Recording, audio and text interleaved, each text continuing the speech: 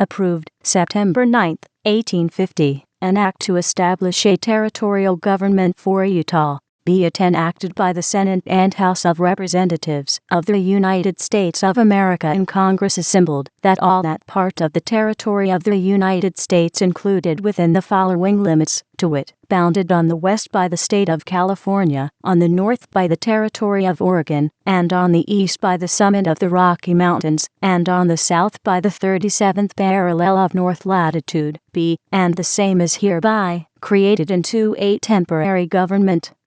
by the name of the Territory of Utah, and, when admitted as a state, the said territory, or any portion of the same, shall be received into the Union, with or without slavery, as their Constitution may prescribe at the time of their admission, provided that nothing in this act contained shall be construed to inhibit the government of the United States from dividing said territory into two or more territories, in such manner, and at such times as Congress shall deem convenient and proper, or from attaching any portion of said territory to any other state or territory of the United States. Section 2. And be it further enacted, that the executive power and authority in and over said territory of Utah shall be vested in a governor, who shall hold his office for 4 years, and until his successor shall be appointed and qualified, unless sooner removed by the President of the United States. The governor shall reside within said territory, shall be commander-in-chief of the militia thereof, shall perform the duties and receive the emoluments of superintendent of Indian affairs, and shall approve all laws passed by the legislative assembly before they shall take effect. He may grant pardons for offenses against the laws of said territory, and reprieves for offenses against the laws of the United States, until the decision of the President can be made known thereon. He shall commission all officers who shall be appointed to office under the laws of the said territory, and shall take care that the laws be faithfully executed. Section 3. And be it further enacted, that there shall be a secretary of said territory, who shall reside therein, and hold his office for 4 years, unless sooner removed by the President of the United States. He shall record and preserve all the laws and proceedings of the Legislative Assembly hereinafter constituted, and all the acts and proceedings of the governor in his executive department. He shall transmit 1 copy of the laws and 1 copy of the executive proceedings on or before the 1st day of December in each year to the President of the United States, and, at the same time, 2 copies of the laws to the Speaker of the House of Representatives and the President of the Senate, for the use of Congress, and in the case of the death, removal, resignation, or other necessary absence of the governor from the territory, the Secretary shall have, and he is hereby authorized and required to execute and perform all the powers and duties of the governor during such vacancy, or necessary absence, or until another governor shall be duly appointed to fill such vacancy. Section 4. And be it further enacted, that the legislative power and authority of said territory shall be vested in the governor and a legislative assembly. The legislative assembly shall consist of a council and House of Representatives. The council shall consist of 13 members, having the qualifications of voters as hereinafter prescribed, whose term of service shall continue 2 years. The House of Representatives shall consist of 26 members, possessing the same qualifications as prescribed for members of the council, and whose term of service shall continue 1 year. An apportionment shall be made, as nearly equal as practicable, among the several counties or districts, for the election of the council and House of Representatives, giving to each section of the territory representation, in the ratio of its population, Indians excepted, as nearly as may be, and the members of the council and of the House of Representatives shall reside in, and be inhabitants of, the district for which they may be elected respectively. Previous to the first election, the governor shall cause a census or enumeration of the inhabitants of the several counties and districts of the territory to be taken, and the first election shall be held at such time and places, and be conducted in such manner as the governor shall appoint and direct, and he shall, at the same time, declare the number of members of the council and House of Representatives to which each of the counties or districts shall be entitled under this act, the number of persons authorized to be elected having the highest number of votes, in each of said council districts 4 members of the council shall be declared by the governor to be duly elected to the council, and the person or persons authorized to be elected having the highest number of votes for the House of Representatives, equal to the number to which each county or district shall be entitled, shall be declared by the governor to be duly elected members, or the House of Representatives, provided that in case of a tie between 2 or more persons voted for, the governor shall order a new election to supply the vacancy made by such a tie, and the persons thus elected to the Legislative Assembly shall meet at such place, and on such day, as the governor shall appoint, but thereafter, the time, place, and manner of holding and conducting all elections by the people, and the apportioning the representation in the several counties or districts to the council and House of Representatives, according to population, shall be prescribed by law, as well as the day of the commencement of the regular sessions of the Legislative Assembly, provided that no one session shall exceed the term of 40 days. Section 5. And be it further enacted that every free white male inhabitant above the age of 21 years, who shall have been a resident or said territory at the time of the passage of this act, shall be entitled to vote at the first election, and shall be eligible to any office within the said territory, but the qualifications of voters, and of holding office, at all subsequent elections, shall be such as shall be prescribed by the Legislative Assembly, provided that the right of suffrage and of holding office shall be exercised only by citizens of the United States, including those recognized as citizens by the treaty with the Republic of Mexico, concluded February 2, 1848. Section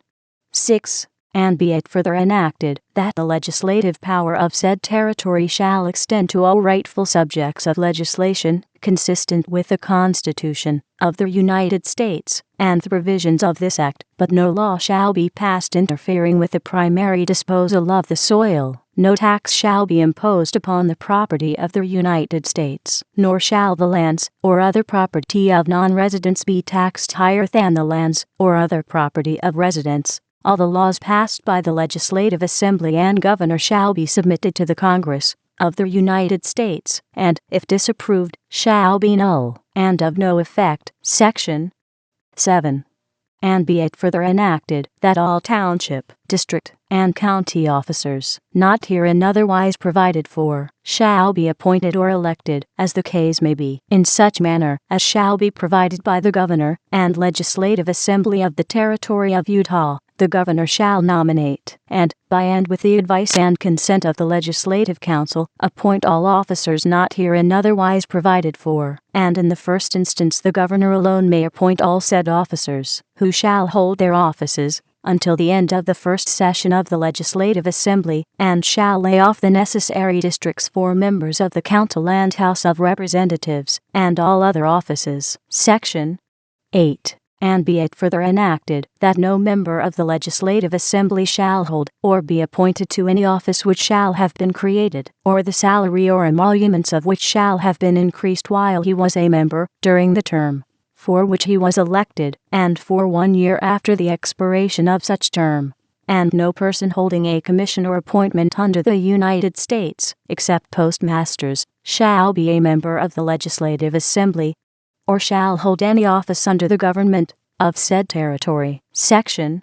9. And be it further enacted that the judicial power of said territory shall be vested in a Supreme Court, district courts, probate courts, and in justices of the peace. The Supreme Court shall consist of a Chief Justice and 2 associate justices, any 2 of whom shall constitute a quorum, and who shall hold a term at the beat of government of said territory annually, and they shall hold their offices during the period of 4 years. The said territory shall be divided into 3 judicial districts, and a district court shall be held in each of said districts by one of the justices of the Supreme Court, at such time and place as may be prescribed by law, and the said judges shall, after their appointments, respectively, reside in the districts which shall be assigned them. The jurisdiction of the several courts herein provided for, both appellate and original, and that of the probate courts, and of justices of the peace, shall be as limited by law, provided that justices of the peace shall not have jurisdiction of any matter in controversy, when the title or boundaries of land may be in dispute, or where the debt or sum claimed shall exceed $100, and the said Supreme and District Courts, respectively, shall possess chancery as well as common law jurisdiction.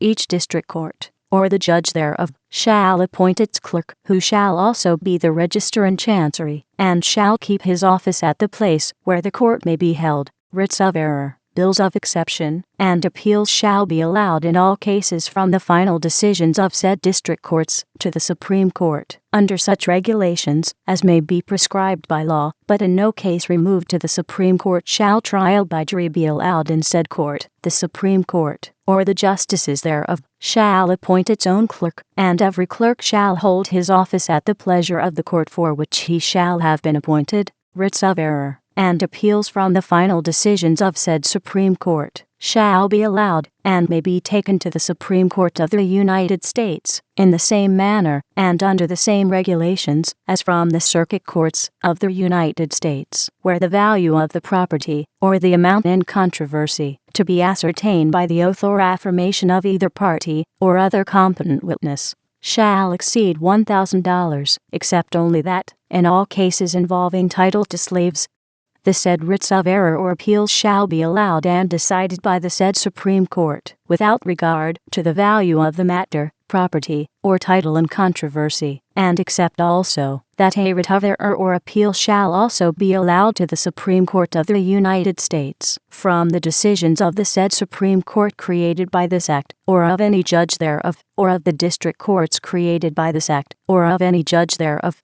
upon any writ of habeas corpus involving the question of personal freedom, and each of the said district courts shall have, and exercise the same jurisdiction, in all cases arising under the Constitution and laws of the United States as is vested in the Circuit and District Courts of the United States, and the said Supreme and District Courts of the said territory, and the respective judges thereof shall, and may grant writs of habeas corpus in all cases in which the same are granted by the judges of the United States, in the District of Columbia, and the first 6 days of every term of said courts, or so much thereof as shall be necessary, shall be appropriated to the trial of causes arising under the said Constitution and laws, and writs of error and appeal, in all such cases, shall be made to the Supreme Court of said territory, the same as in other cases. The said clerk shall receive in all such cases the same fees which the clerks of the District Courts of Oregon Territory now receive for similar services.